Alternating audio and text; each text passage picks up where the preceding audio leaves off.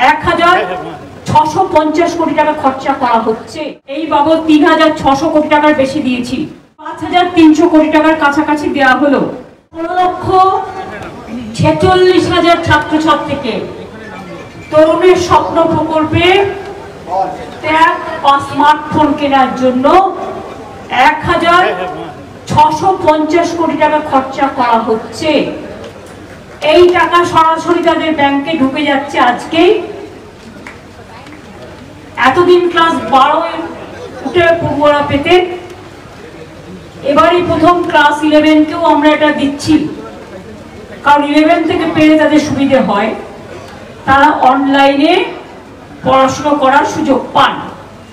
এর আগেও আমরা 36 লক্ষর বেশি স্টুডেন্টকে এই বাবদ 3600 কোটি টাকার বেশি দিয়েছি এবং সব মিলিয়ে এই প্রকল্পে 53 লক্ষ পড়ুয়াকে 5300 কোটি টাকার কাছাকাছি দেওয়া হলো।